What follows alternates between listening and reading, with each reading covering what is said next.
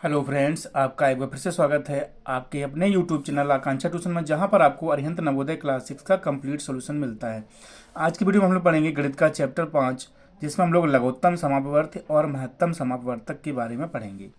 तो देखिए, लघुत्तम समापवर्त है ना, वो लासा का फुल फॉर्म होता है। यहाँ पे लासा लिखा है, तो लासा का फुल फॉर्म होता है लघुत्तम समापवर्ती है। ठीक है, होता क्या है, लासा वह छोटी से छोटी संख्या होती है। मतलब अगर जो लासा होगा वो कोई संख्या आएगी, तो उसमें दी गई संख्याओं का भाग पूर्ण रूप से चला जाता है। मतलब लासा जब आप निकाल लोगे, तो जो लासा आएगा उसमें इन सभी संख्याओं का भाग दोगे तो पूरा पूरा चला जाएगा।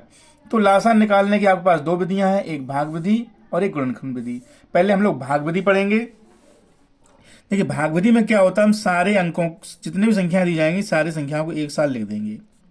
16, 24, 36 और 54। हम इसका लासा निकालते हैं।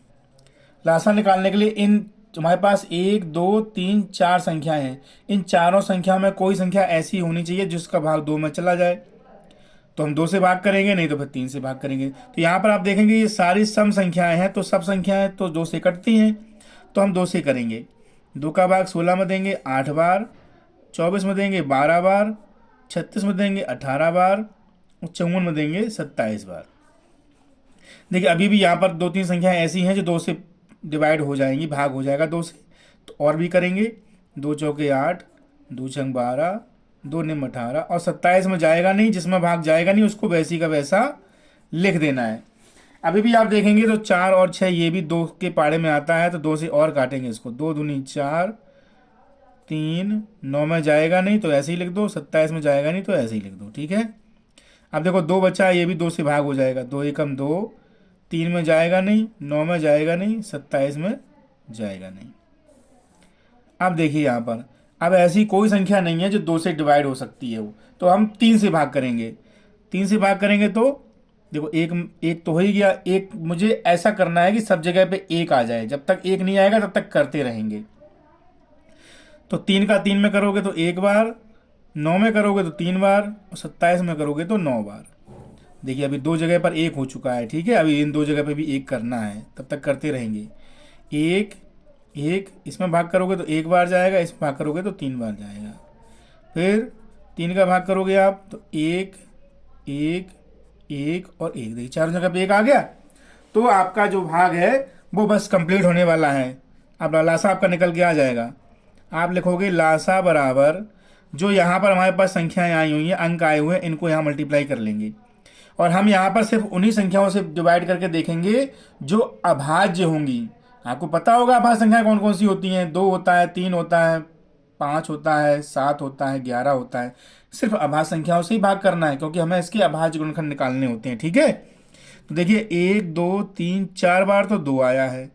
1, 2, 3, 4 बार 2 आया है और 3 बार 3 आया है। 1, 2 और 3। ठीक है, इन सभी का मल्टीप्लाई कर दो, आपका जो आंसर आएगा वही लासा होगा।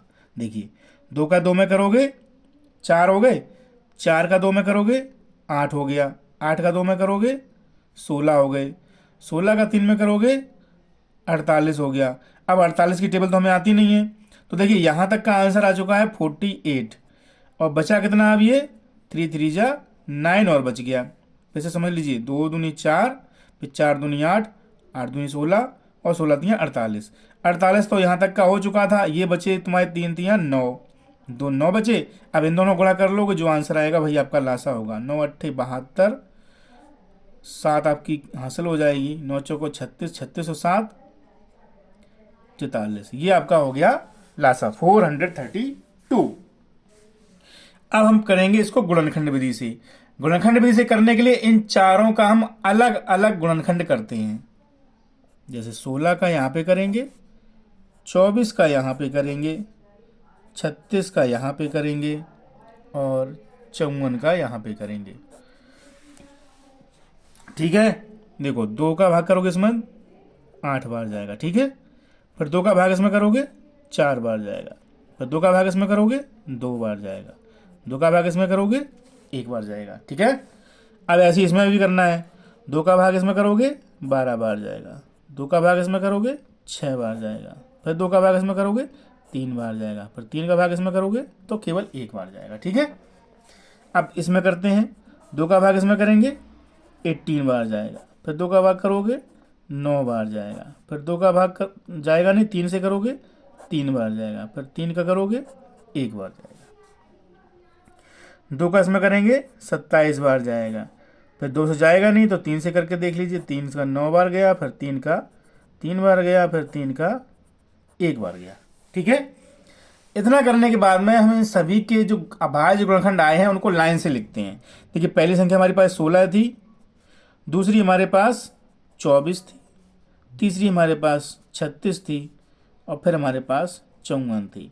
तो 16 के हमने क्या क्या किए थे गुणनखंड, यहाँ पर देखो 16 गुणनखंड 4 बार 2 है, केवल 1 2 3 4। ठीक है, 24 में देखो 3 बार तो 2 आया है और सिर्फ 1 बार 3 आया है। फिर इसको देखिए, इसमें 2 बार 2 आया था और 2 बार 3 आया था, फिर इसमें 1 बार 2 और 3 बार 3 आया था।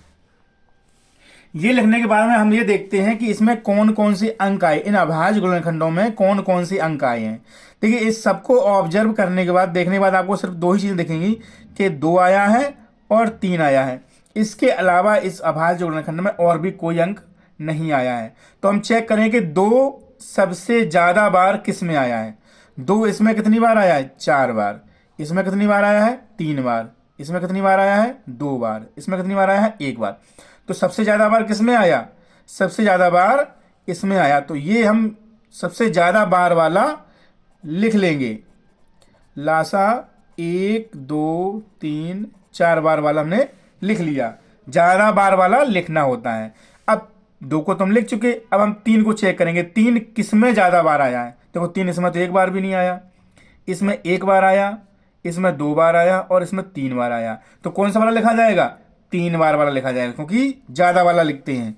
तो 3 बार वाला लिख दो, 1 2 और 3। आप ध्यान से देखोगे तो जब हमने भाग विधि से किया था तो जो यहां पर आया था वही गुणनखंड विधि से करने पर भी आया है। देखो, सेम अंक आए हैं, 4 बार 2, इसमें भी 4 बार 2 था, 3 बार 3, इसमें भी 3 बार 3 आ गया। तो इसका जब गुणा करोगे तो आंसर तो यही आएगा ना, 432।